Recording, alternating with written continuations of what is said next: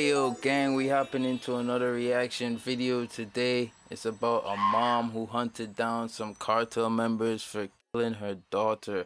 And we got the NBA Youngboy drawing on the side. That's what we're working on right now. I'm doing his hair right now. You know we don't really record that, so I'm gonna hop straight into today's video. We're gonna do it real quick and just, La fuga de los reos secuestradores. due to the Hubo escape una of the fuga masiva de kidnappers, reos, there todos was a sabemos. massive escape of Debido what? a en esa fuga masiva se fugaron dos reos de los secuestradores de mi hija. Uno fue recapturado, pero uno aún sigue libre. A raíz de eso, yo también pedí seguridad en lo que este reo fuera recapturado. Que hasta fecha no ha sucedido. Okay, so based on what she just said there in Spanish, but the translation at the bottom, apparently there's like an escape at the prison where the kidnappers, her daughter's kidnappers, were held, and one of them was returned, or at least one of them was captured, and at least one of them is still out, is what I'm seeing so far. Okay, so that kind of gives us a gist of what we're getting into. So maybe this, Miriam Rodriguez is a mother who tragically lost her daughter to the brutality of Mexican cartels. Overwhelmed by pain and a thirst for justice, Miriam transformed from a grief-stricken mother into a vigilante activist. This is the powerful story of a mother who relentlessly pursued 10 cartel members responsible for the death of her beloved daughter. Let's dive into the life of the main character of this tragic tale.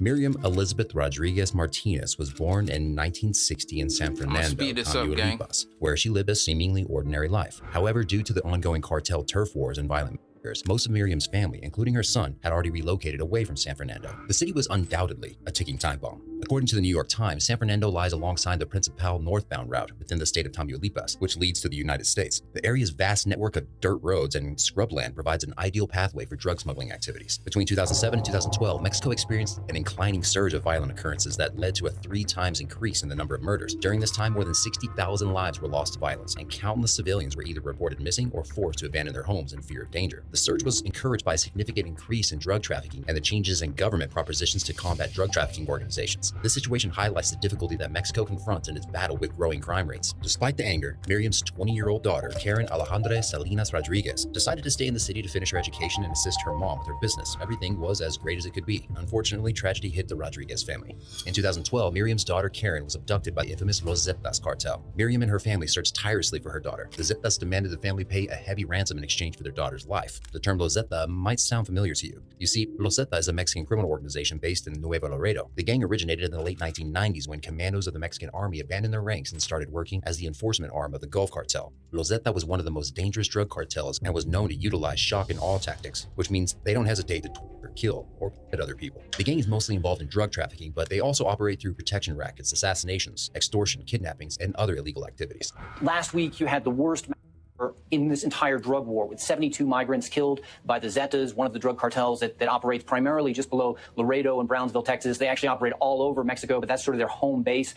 They're accused of gunning down 72 migrants. That's obviously the worst that's occurred in what's an incredibly bloody drug war here. Two cartels that are in what amount to a cartel war now, and they are apparently two of the most vicious cartels in Mexico. So their first instinct is to kill you rather than deal with you. Rather than kidnap you and ransom you, we'll just kill you. Most importantly, the Zetas are one of the main instigators behind the violent turf wars in Mexico. Now, the Tijuana cartel traditionally ran the drugs business in the city, but the Sinaloa cartel has moved into their turf and taken away some of the business. It means now that the city is at the center of a major and bloody turf war, making it one of the most dangerous cities in the country. Turf wars are conflicts or battles that occur between rival groups or organizations over control of a territory. Crime organizations, street gangs, and cartels fight for dominance over specific areas to exert influence, power, and control. These turf wars can lead to violent outcomes, mass casualties, and an increase in crime rates. There are many reasons why turf wars happen, but they usually center around conflicts over drug distribution, human trafficking, or gang rivalries. The former notorious Mexican drug lord and leader of the Beltran-Leyva cartel, Edgar Valdez Villarreal, was also known to engage in rivalry wars with the Los Zetas. It was reported that the Zetas kidnapped and killed Valdez's brother as an act of revenge. As a result, Edgar Valdez Villarreal captured 4 members of the Zetas, whom he and shot on camera. The video was later acquired by Dallas Morning News. And against rival gang members, murder. Police say you can hear LaBarbie's voice interrogating these men just before they're arrested. So, as you can see, these cartels and gang members aren't hesitant to abduct or even kill someone to get what they want. The issue of turf wars and gang violence has prevailed over the country of Mexico for years, and communities have been affected by the ongoing brutality. They pose significant threats to people's safety and security, and they also disrupt the efforts of law enforcement agencies tasked with countering organized crime and gang-related violence. Karen Rodriguez is one of many victims of this savagery. Through the cloud of tragedy loomed over the Rodriguez family, Miriam was determined to get her back. On a fateful day in 2012, 20-year-old Karen Rodriguez was driving her truck through a rural area when two trucks encircled her. Two men came at her with guns, dragging her from the car and into theirs. Later, the two men took her to the Rodriguez family home and tied her up. They were about to proceed with their ransom plan when a family friend dropped by and witnessed the scene, ruining the kidnappers' plans. At this point, the kidnappers decided to abduct both Karen and the family friend. Oh, no. After the kidnapping took place, Karen's family started receiving threats and ransom demands. Miriam and her family had no choice but to take out a loan from the bank to pay their daughter's ransom. Yes, a loan. Apparently, there have been so many kidnapping for ransom incidents in the city of San Fernando that the bank started issuing ransom loans. Miriam and her husband almost had no trouble receiving one. They were willing to pay as long as their daughter was safe. Miriam and her husband were told to drop the ransom money off at a local... Wait, wouldn't that further kidnappings when you think about it? Like, now the kidnapper would think, but it's not your money anyways. Like, and plus if I say, yo, give me 20,000 US dollars, the bank will give it to you and loan it to you. So yeah, you'd have to pay it back over time, but you'll get the money from the bank up front. So it doesn't matter if you don't have it right now. You know, yeah, let me just kidnap one of you real quick, and then the bank will pay for your child or spouse or significant other to be returned safely. That's almost like what's going on in LA now, where they up the minimum threshold for robbery to be considered like a criminal offense or whatever, from like, I don't know, 250 to 1,000, something like that. So if you steal anything under $1,000, you're good to go. It doesn't matter if they catch you. It's like small little $50 fine or something. You know what I mean? Like, and now there's a lot of people breaking in and doing smash and grabs in all these stores in California, right? That's the result of that. So wouldn't you think if the bank is out here giving people kidnapping loans, like kidnappers would just keep kidnapping people because like the money's there? Like, I don't know. That's what I think first, you know. Medical facility. They were directed to wait at a nearby cemetery for further instructions, but the couple was not contacted. Miriam refused to give up. She asked to meet with the gang members, and they agreed. The meeting took place at a local restaurant called El Junior. Miriam met with a man who tried to demand more money from her without telling her the whereabouts of her daughter. Miriam couldn't get any information from this person. However, he was said to be wearing a cheap plastic radio on his belt. Miriam reported hearing a constant voice coming from the radio and believed his name to be Sama. The man, Sama, stated that he didn't have Karen, but they could help Miriam locate her daughter for a fee. The challenges Miriam faced to locate her daughter's whereabouts became even more daunting. Desperately, Miriam agreed to pay the gang $2,000. They still wouldn't answer her calls. Finally, when they did return the calls, the kidnappers asked for an extra $500. The family continued to wait, but Karen never returned. Miriam is now separated from her husband and living with her eldest daughter, Azalea. She knew at this point that Karen would not be returning. The heartbroken mother swore to keep searching until she tracked down every one of her daughter's kidnappers. Oh, jeez. This is where Miriam's vigilante detective work begins. An important note to remember is that the reason Miriam had to go to such lengths to investigate her daughter's disappearance is because the police refused to do any work to help the Rodriguez's family. Miriam is more determined than ever to find these people who took her daughter away from her. And where better to begin than with Sama, the only member of the gang she met with. Remember that family friend who was abducted along with Karen? He was actually released shortly after his abduction because he wasn't worth anything to the kidnappers. Miriam managed to press in for the physical description of his captors, which was enough for Miriam to confirm that Sama was involved in her daughter's disappearance. In this day and age, almost everyone has a social media account. It's not hard to locate someone, even a notorious gangster. Miriam begins scouring the internet to try to locate the face of the man she met at the restaurant. Miriam spent hours and hours searching Karen's profile for the slightest hint of anything related to her kidnapping. While browsing on Facebook, she eventually stumbled upon a picture of a man who bore the resemblance to Sama. He was standing next to a woman dressed in an ice cream store uniform. After conducting a more thorough investigation, it was revealed that the uniform belonged to a store in Ciudad Victoria, which was nearly 2 hours away from her location. She immediately recognized him from their meeting at the El Junior restaurant. Miriam located the ice cream shop and began stalking the store on a regular basis. She found the woman employee from the picture and memorized her work manners. Miriam watched the woman employee during her shift and waited patiently for Sama to show up. Finally, when she spotted Sama coming into the store, Miriam waited to follow the couple home and recorded their address. This sounds really creepy and all, but I guess it's not that bad when the person you're stalking is the kidnapper and potential killer. Still, this information is good, but it's not enough to get the police involved. Miriam needs more information. She needs to get closer to these people. And in order to do that, she needs to go undercover. Miriam cut her hair and dyed it bright red so no one would recognize her. She put on an old government uniform she kept from an old job at the health ministry and went from door to door in Sama's neighborhood conducting fake surveys. Her goal is to collect as much information about Sama as possible. After she's done all the hard work, Miriam took her findings to the local authorities, hoping they would lend her a hand. Unfortunately, she ran into a bump in the road. It turns out the kidnapping and crime rates in the city had inclined tremendously. In those areas, there were shootings and kidnappings. 11 people reported killed. There were over 70,000 missing person cases due to the cartel activity. Additionally, the number of homicides in Mexico had doubled, and no significant measures were being taken to address the situation.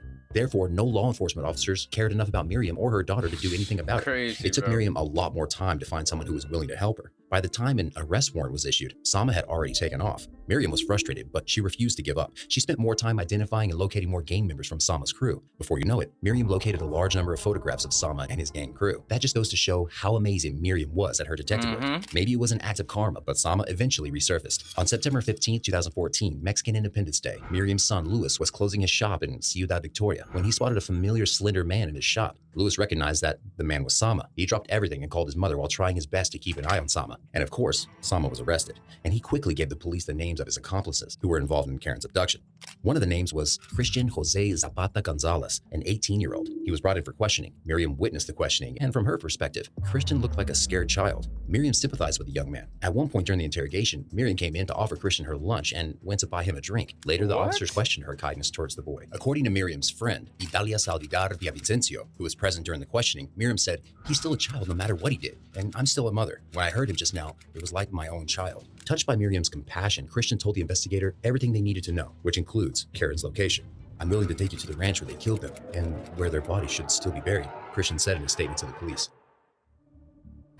Christian led them to an abandoned ranch house near San Fernando, Tamaulipas, Mexico, that was littered with bullet holes, a remnant of a gunfight months earlier. The place was left in a horrifying condition. While scouring through the debris of the ranch house, Miriam Rodriguez stumbled upon a scarf. Miriam recognized the scarf belonging to her daughter, and she also found a seat cushion from Karen's truck on the top of the pile. This discovery confirms Miriam's suspicion that her daughter had been killed, except forensic claims that Karen's body wasn't recovered at the ranch, which Miriam refused to believe. In 2015, a group of scientists confirmed that Karen's remains were found at the ranch. Following the revelation of an abundant discovery of dead bodies, the region underwent extensive excavation. However, it was only after Miriam insisted on a second check that Karen's femur was finally found. Miriam was driving home from the ranch when she passed by a barbecue restaurant where she had eaten with Azalia 2 days after Karen was abducted.